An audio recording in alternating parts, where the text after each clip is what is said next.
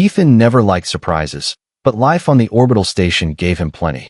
When he signed the papers for his small rented apartment, he thought he would live alone. The agent smiled and said softly, "One more tenant will share the space with you." Ethan expected another student, maybe someone from Earth or Mars, nothing unusual. But when the day came, and the door slid open, he saw someone different. She walked in carrying a small silver bag, her steps too graceful, her eyes too sharp. Her hair shimmered like dark metal under the light, and her skin looked almost too smooth. She said only one word in a calm voice, "Lyra." Ethan blinked, unsure. "I'm Ethan," he replied, trying to sound normal. But inside, something about her felt strange, like she was not human at all. At first, they lived in silence. She spent most of her time inside her room, door always locked. Ethan worked long hours at the repair docks, fixing shuttle engines. When he returned, the lights in her room would glow softly, blue and white like deep ocean waves. He told himself it was just some weird lamp, nothing more. But each night, he heard a sound, like slow breathing through water. It kept him awake, wondering. Days passed, and Ethan tried to ignore the unease. But small things made him doubt. She never ate meals with him. The food tray outside her door always returned empty, but he never saw her chewing or cooking. Sometimes, he found drops of water along the corridor floor, though there were no leaks. And once, late at night, he swore he heard her whisper in a language that echoed like music. One evening, when he returned from the docks, the neighbor, an old miner, pulled him aside. "You watch yourself, boy," the miner warned. "Strange folk have been seen here." Ethan laughed it off, but the words stayed heavy in his mind.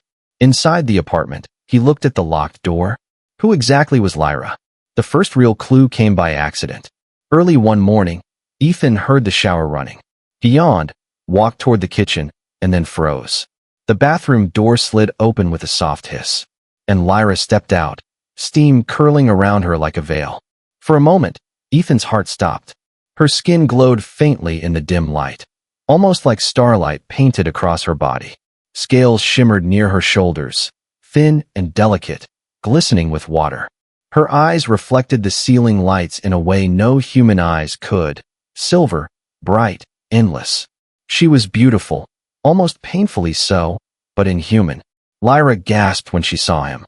In that second, Ethan knew he was never meant to see her like this. Her disguise, whatever it was, had slipped. She clutched her towel close, panic flashing across her face. "You shouldn't have seen this," she whispered, her voice trembling yet sharp. Ethan took a step back, unsure if he should run or speak. What are you?" he asked, his throat dry. Lyra stared at him, her silver eyes filled with fear. "If you tell anyone, we're both dead," she said coldly. Then, before Ethan could reply, she vanished back into her room, the door slamming shut. Ethan stood frozen in the hallway, his mind racing. The strange noises, the glowing lights, the water drops. All the pieces now made sense. His roommate was not human, not even close. And whatever secret she carried, it was dangerous. He sat on the couch, his hands shaking. The sound of water still lingered in the air. And for the first time since moving into the apartment, Ethan realized one truth. His life had just changed forever. Ethan did not sleep that night. His mind replayed the image again and again, the steam rising, the glow of her skin, the silver in her eyes. It was not a dream. It was not imagination. His roommate was an alien. The next morning the apartment felt colder. Lyra's door stayed locked, and Ethan did not dare knock. He made his coffee, sat at the table, and stared at her door as if it might open by itself. Every sound in the apartment made him jump, the hum of the vents, the hiss of the lights, even the small drip of the sink. Everything reminded him of the strange drops of water he had seen before. When he left for work, the corridor felt different. People looked normal, station guards walked by, traders shouted at stalls. But Ethan could not stop thinking, was everyone blind? Or was Lyra hiding that well? And if she was hiding, who was she hiding from?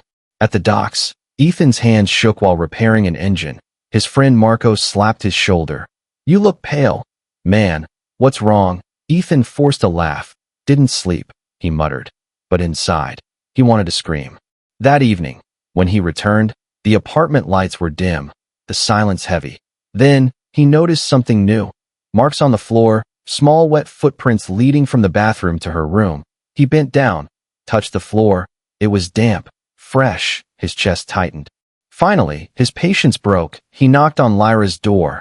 No answer. He knocked again. Harder. "Lyra, we need to talk," he said, his voice louder than he planned. The door slid open only a crack, and one silver eye glowed in the darkness. "Why did you see me?" she asked, her voice quiet, trembling yet sharp. Ethan swallowed hard. "I didn't mean to. I just walked past," he said. Lyra opened the door slowly. She stood wrapped in a long cloak now, hiding her form, but her eyes still reflected light unnaturally. "You don't understand what you saw," she said. "If others know, if anyone knows, I will be hunted, and you will be hunted too." Ethan frowned. "Hunted? By who?" he asked. She looked away, her voice low. "By everyone." Ethan's breath caught. "You mean humans too?" Lyra's jaw tightened. "Especially humans," she whispered. Then she turned to face him fully, for the first time without anger. Her face was beautiful but sad. "I trusted this place. I thought I could hide here, but now." Ethan felt torn. Part of him wanted to run, to leave, to forget, but another part could not. He had seen fear in her eyes, real fear, not the kind someone fakes. "I won't tell anyone," he said quickly. "But you need to explain." Lyra shook her head. "If I explain, your life will never be the same," she whispered. Ethan stepped closer. "It already changed," he said. For a long moment she said nothing. Then she pulled back the cloak slightly, enough for him to see the faint shimmer of scales along her collarbone, her skin glowing faintly like the reflection of a moon on water. "I am not just an alien," she said. "I am different even among them. I carry something inside me they want." Ethan frowned. "Who wants it?" Lyra's lips pressed tight. "Hunters, mercenaries, corporations, even governments. They all want me because of what I can do, because of what I am," she whispered. Before Ethan could ask more, a sharp sound echoed from the corridor outside. Heavy boots, voices in a language he did not recognize. Lyra's eyes widened. She grabbed Ethan's wrist. "They found me," she hissed. The lights flickered. The hum of the station shifted as if systems were being scanned. Ethan's heart raced. "What do we do?" he whispered. Lyra looked at him, her silver eyes burning with fear and determination. "We run." The door panel flashed red. Someone was trying to override the lock. Alarms clicked faintly in the walls. Ethan stared at the door, then back at Lyra. "Who are they?" he asked. Lyra's voice shook as she answered. "The ones who never stop hunting." The lock sparked. The door shuddered. Ethan grabbed his tool case, his mind screaming, "If we don't leave now, we're dead." Lyra pressed her hand against the wall, and for a second the air shimmered. A thin veil of water and light formed like a shield. Ethan could not believe his eyes, but there was no time. The hunters were breaking in. Lyra pulled him toward the back exit, and for the first time Ethan realized this was no longer about a strange roommate. This was about survival. And as the door burst open with a crash, the real story began. The back corridor of the apartment was narrow and dark, a maintenance passage not meant for residents. Ethan's breath came fast as Lyra pulled him through the shadows. Her grip on his wrist was stronger than he expected, almost inhuman. Behind them the sound of boots crashed against metal, voices shouted orders, and the heavy slam of a door being forced open echoed through the halls. Ethan's heart pounded. "Where are we going?" he whispered. Lyra didn't look back. "Somewhere safe. If there is still a safe place left," she replied, her voice sharp and urgent. The maintenance lights flickered as they ran. Cables hung loose from the ceiling, and steam hissed from broken vents. Ethan's legs burned, but he forced himself to keep moving. The hunters were close, their boots clanging louder, their voices cutting through the hum of the station. Lyra stopped suddenly, pressing Ethan against the wall. She raised her hand, and the air in front of them shimmered again, a ripple of water and light spreading across the corridor like a thin sheet. Ethan stared, wide-eyed. "What is that?" he asked. Lyra whispered. "A veil. It will hide us if they pass this way." The footsteps drew closer. Ethan held his breath. The hunters' shadows stretched long on the wall, tall figures in armored suits with glowing visors. One of them growled in a low alien tone. Another answered with a harsh laugh. They stopped just inches from the veil. Ethan's chest ached from holding his breath. Sweat slid down his neck. Then, as suddenly as they came, the hunters turned and moved on, their heavy steps fading down the corridor. Ethan exhaled slowly, his knees weak. That shouldn't be possible, he muttered. Lyra lowered her hand, the veil dissolving like mist. Her silver eyes shone faintly in the dim light. It is why they hunt me, she whispered. Ethan rubbed his face. You're telling me you can bend light, bend water, create shields. You're like living technology. Lyra's expression darkened. I am not technology. I am the last of my line. The gift is not a weapon but a curse. They will never stop until I am taken. Before Ethan could reply, the corridor shook with a deep vibration. Station alarms blared. Red lights flashed across the ceiling. A voice boomed through the speakers. Unauthorized breach detected. Level 3 lockdown engaged. Doors began sealing shut all around them. Lyra grabbed Ethan again. We need to move faster, she said, pulling him toward a rising platform that led deeper into the station's underworks. Ethan stumbled after her. You said they'll hunt you. But why me? He demanded. Lyra looked back at him, her eyes hard. Because you saw me, and now you are part of it. They cannot let you live either. The platform stopped at a deserted cargo deck, crates stacked high, shadows stretching across the metal floor. Ethan picked up a long pipe from the ground, gripping it tight. He had no weapon but his hands. Lyra glanced at him. That will not stop them, she said quietly. Ethan shrugged. It will stop one if I swing hard enough.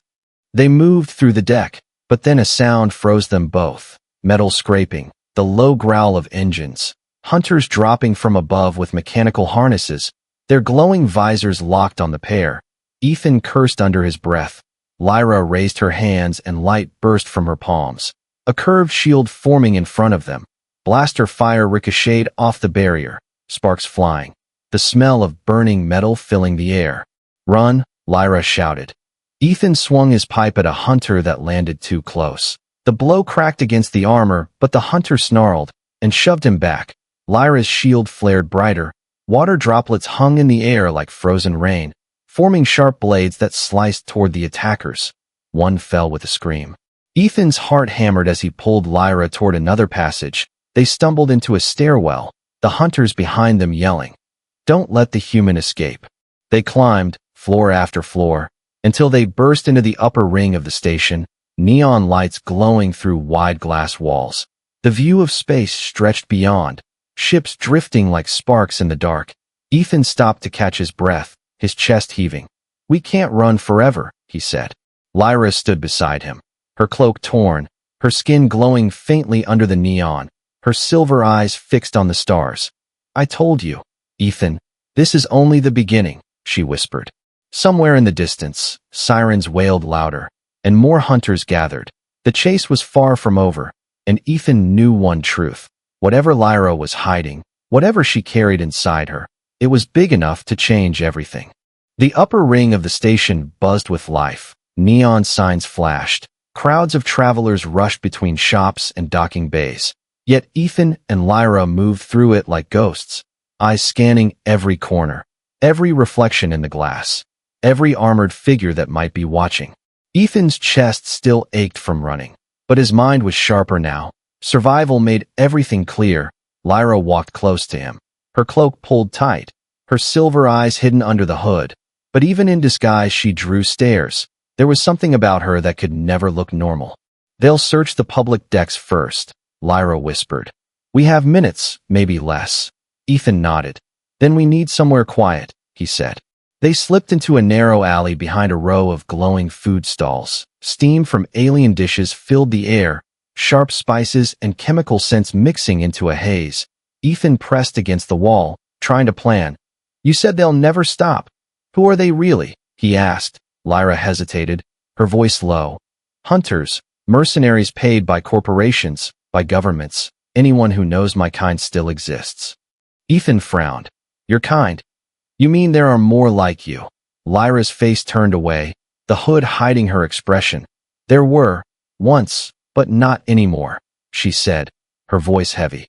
I am the last. That is why I must stay hidden. That is why they want me.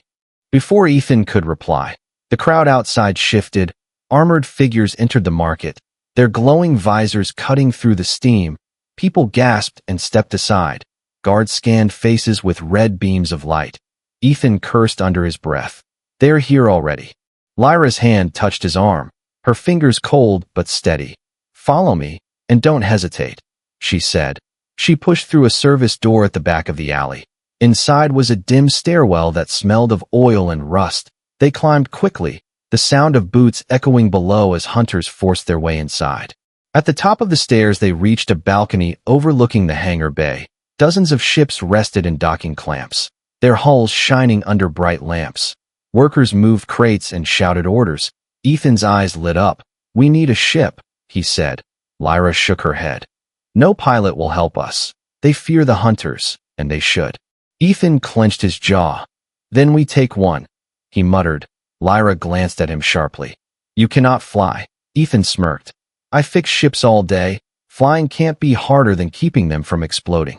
Before Lyra could argue, shouts rose from the stairwell. Hunters spilling out onto the balcony. Blasters raised. The air cracked with energy bolts. Lyra raised her hand, and the world bent. A veil of water and light shimmered into existence. Shots ricocheted, sparks spraying. Workers below screamed and scattered. Ethan grabbed her wrist, pulling her toward the hangar floor. They sprinted down a metal ramp. Hunters firing from above, alarms blaring through the bay. Unauthorized breach, security lockdown. A robotic voice boomed. They ducked behind a cargo container, bolts slicing the air. Ethan pointed toward a small freighter half-loaded with supplies. That one. I worked on its engine last week. I know its systems. Lyra nodded, her silver eyes glowing through the chaos. Then move, she said. They dashed toward the freighter. Hunters landing on the floor behind them with heavy thuds. One lunged forward, grabbing Ethan's shoulder. Ethan swung his elbow back with all his strength. The hunter staggered but did not fall. Lyra turned, her hands glowing. A wave of water like liquid glass erupted, slamming the hunter into a wall. Ethan stumbled into the freighter's hatch, slamming his palm against the control panel. It flickered red, locked. Come on, come on, he muttered, pulling wires from his tool case, sparks flying as he forced a bypass. Hunters charged closer, blasters raised. Lyra stood in front of him, veil glowing bright, bolts hammering against the shield. With a final spark, the hatch opened. Ethan grabbed Lyra's arm, pulling her inside. The door sealed just as a barrage of fire struck it. Go. Get to the cockpit. Ethan shouted. Lyra ran ahead, her cloak trailing like silver smoke. Ethan sprinted after her, his lungs burning. In the cockpit, he slid into the pilot's chair, systems flickering to life. I really hope I'm as good as I think, he muttered. Lyra placed her glowing hand on the console. Lights spread through the panels. The ship hummed louder, stronger. I can help, she said, her voice steady now. Engines roared. The freighter lifted. Hunters outside screamed orders. Clamps strained and broke. The ship tore free. Alarms howled. The hangar's blast doors began to close. Ethan gripped the controls, sweat dripping down his forehead. Hold together, baby, just hold together. The freighter shot forward, scraping past the closing doors, sparks raining down. Outside, the endless dark of space opened wide, stars shining like a thousand eyes. Ethan let out a shaky laugh. We made it, he gasped. But Lyra's expression stayed hard. Her silver eyes locked on the scanners. Red blips filled the screen. Ships launching from the station. Hunters already in pursuit. No, Ethan, she whispered. This is only the beginning. The freighter shook as it left the station, alarms fading into silence behind them. Ethan gripped the controls tight, sweat rolling down his face. Red warning lights flashed across the console. The ship was not meant for combat, not even for fast flight. Lyra stood beside him, her silver eyes glowing in the dim cockpit, her hand pressed to the console, strange light flowing from her fingers into the circuits. The hum of the engines deepened, stronger than before. I can push it further, but the hunters will not stop, she whispered. Ethan glanced at the scanner. Red blips moved closer, sleek hunter ships breaking from the station, their engines like burning stars. Ethan cursed under his breath. They're faster. They'll catch us in minutes. Lyra's expression tightened. Not if we hide first, she said. She pointed toward the edge of the scanner. A massive belt of debris and broken ships drifted nearby. A graveyard of battles long forgotten. Twisted metal floating like bones in the dark. Ethan grimaced. That's suicide. Flying through that mess. Lyra's gaze stayed steady. It is the only way. Ethan clenched his jaw, pulled the controls, and the freighter dove toward the debris field. Alarms screamed as the first hunter ship fired. A bolt of energy slicing past their hull. Sparks leapt across the console. Hold together. Ethan growled, his hands steady despite his pounding heart.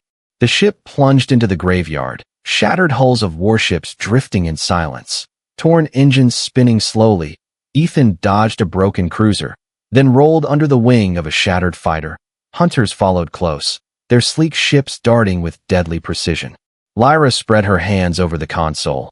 Light shimmered around the freighter, a thin veil bending its outline. The hunters fired, but the bolts missed, striking wreckage instead. Explosions lit the darkness. Your veil, it works in space too, Ethan said, amazement in his voice. Lyra nodded faintly. Not for long. It drains me, she whispered. The freighter scraped past a floating turret. The hull shuddered. Alarms wailed. Ethan cursed, adjusting the thrusters with quick skill. You weren't kidding. They'll never stop, he muttered. Lyra's eyes flicked toward him. I told you, Ethan. Now you are part of it. You cannot go back. Ethan risked a glance at her. Despite the fear and chaos, her presence felt strange, dangerous yet beautiful, powerful yet fragile. She was fighting not just to live, but to keep something hidden, something the hunters wanted. One of the hunter ships broke formation, sweeping around to flank them. Ethan's scanner beeped wildly. They're trying to cut us off, he said. He pulled hard on the controls. The freighter groaned, metal straining, but the hunter stayed on their tail. Lyra stepped forward, her hand pressed against the viewport glass, her silver eyes glowing brighter. Suddenly, shards of frozen water in the debris field moved, spinning together like a storm. They slammed into the hunter ship, tearing its hull. Flames burst out. The ship spun away and exploded. Ethan stared. You moved ice in space, he gasped. Lyra lowered her hand, her body shaking. Only for a moment, she whispered, her strength fading. More hunters closed in, firing again. Blasts rocked the freighter. Systems screamed in protest. Ethan gritted his teeth, his mind racing. We need to lose them completely. Lyra steadied herself on the chair, her voice weak but firm. Then trust me. Follow my voice. She guided him through the wreckage, turning left, then down, weaving between floating ruins. Ethan obeyed without question, his instincts aligning with hers, their movements almost one. Finally, they slipped into the hollow core of a broken dreadnought. The hunters swept past, missing them. Inside the dark shell of the dead warship, silence returned. Only the hum of their engines and Lyra's uneven breath filled the air. Ethan glanced at her. Why me? He asked quietly. Out of everyone on this station, why was I the one to share a room with you? Lyra looked at him, her silver eyes glowing faintly in the shadows. Because humans are unpredictable. You do not see the world in patterns like others. I needed someone who would not betray me the moment fear arrived, she said softly. Ethan let out a slow breath, his grip on the controls loosening. You gambled on me, he muttered. Lyra's lips curved in the smallest of smiles. And so far, it was the right gamble, she whispered. But outside, the scanner beeped again. Faint red signals returned. The hunters were circling back. Ethan's chest tightened. We're not safe yet, he said. Lyra's gaze hardened. We will never be safe, she whispered. Not until the truth comes out. The freighter drifted in the hollow shell of the dead warship, shadows wrapping around it like a grave. Ethan's fingers tapped nervously on the console, the scanner still blinking red. Hunters circling outside, waiting, hunting. Lyra sat in the co-pilot's chair, her hood fallen back, her silver eyes dim with exhaustion, the glow of her skin faint. Ethan stole a glance at her. Part of him wanted to ask 1,000 questions. Part of him feared the answers. Finally, he spoke, his voice low. You said the truth has to come out. What truth? Lyra, she turned slowly, her gaze heavy. That I am not just the last of my kind. Ethan, I carry something inside me, something that could change the balance of power between worlds. Ethan frowned. What kind of something? Lyra hesitated, her voice almost a whisper. The cure, Ethan, the cure for extinction. My people's gift was the ability to heal, to restore life. I carry the last of it in my blood. Ethan's chest tightened. A cure, he repeated. Lyra nodded faintly. Yes, but not just for my people. Human scientists learned fragments of our code. They believe it could cure diseases, rebuild ecosystems, even create new soldiers who never fall.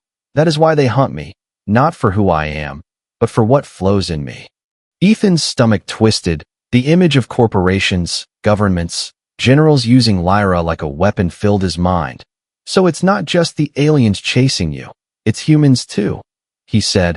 Lyra's expression hardened. Especially humans, she whispered. Before Ethan could answer, a sharp beep echoed from the comm system. A voice crackled through the static. Freighter, 17. This is Station Security Patrol. You are in restricted space. Power down and prepare for boarding. Ethan froze, staring at the console. It's humans, he muttered. Lyra's face went pale. Don't answer. If they board us, they'll take me. Ethan's hand hovered over the comm, his mind spinning. The voice came again, more forceful. Freighter, 17. This is your final warning. Comply or be destroyed. Ethan's heart raced, sweat on his forehead. Then the voice changed, calmer, familiar. Ethan, it's Marco. It's me. Listen, just open the hatch. We'll protect you, I promise. Ethan blinked, his chest twisting. Marco, his friend at the docks, the man who joked with him, shared drinks after shifts. Marco's voice was steady. Ethan, don't let them fool you. The alien is dangerous. She's manipulating you. Let us handle this. We'll take care of everything. Ethan looked at Lyra, her silver eyes wide with fear. She shook her head violently. He lies, Ethan. If you open the hatch, you doom us both. His hands trembled. Trust battled inside him. Marco's voice filled the cabin again, soft, convincing. Ethan, you've always trusted me, haven't you? Don't throw your life away for her. She's not one of us. She's a threat. Let me help you. Lyra leaned closer, her voice trembling but fierce. You saw me. Ethan, you saw what I am. Do I look like a monster to you? Do I feel like a threat? Please, trust me. Not them. Ethan's mind spun, memories flashing. Marco laughing at the docks. Marco warning him to stay out of trouble, but also Lyra shielding him with her light, saving him from hunters, risking herself. Her whispered words. If you tell anyone, we're both dead. His hand hovered over the comm switch, then slowly pulled back. No, he muttered. No, I'm not giving you up. Lyra's eyes glistened, relief breaking through her fear, but the comm filled with static and Marco's voice grew cold. Then you've chosen the wrong side, Ethan, and you'll pay for it. The signal cut. Silence filled the cockpit. Lyra whispered. You see, even humans want what I carry, even your friends. Ethan swallowed hard, his heart heavy. Then I guess I don't have friends anymore, he muttered.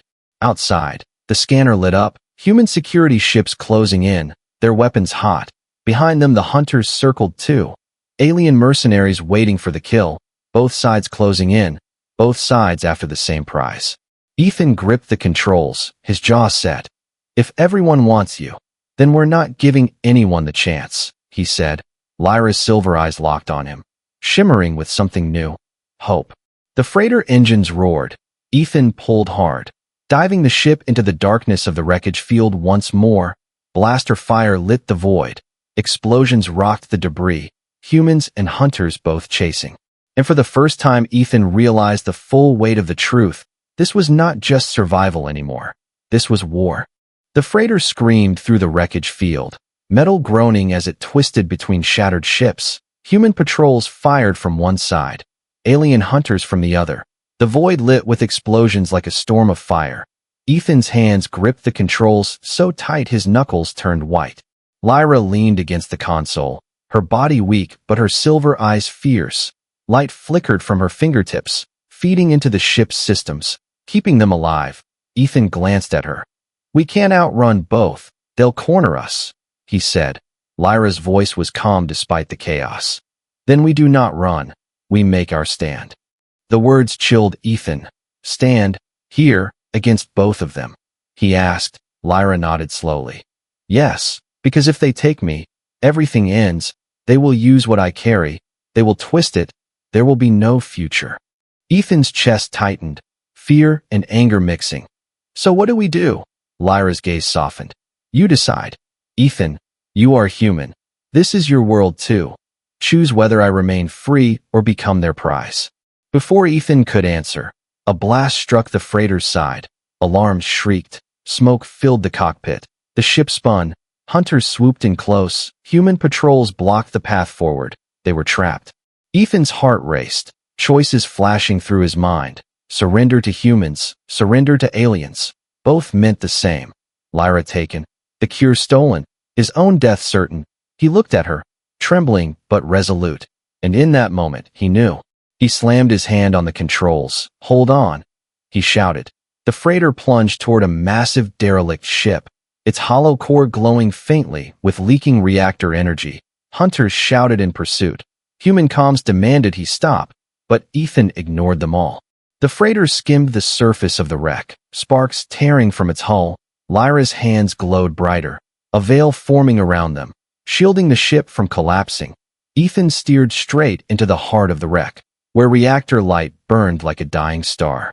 Hunters hesitated, humans pulled back, none willing to chase into the unstable core, but one hunter ship pressed forward, desperate. Ethan's jaw clenched. Fine. You want us, come get us, he growled. The reactor core pulsed violently. Warning sirens filled the wreck. Lyra's voice rose over the noise. If it explodes, everything here will burn. Ethan glanced at her, his voice steady.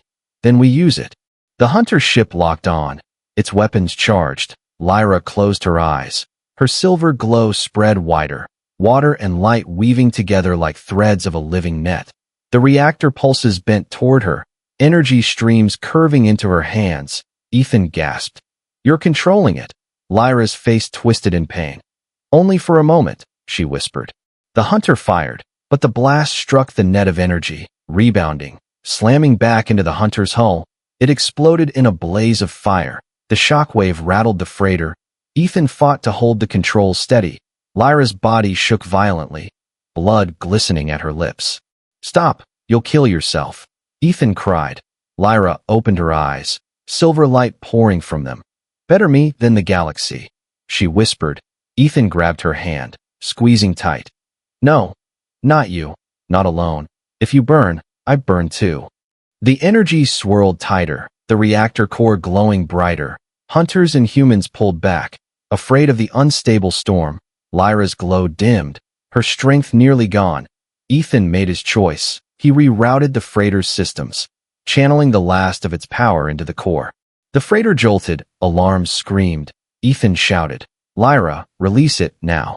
She screamed as the energy burst outward. A wave of blinding light filled the wreck.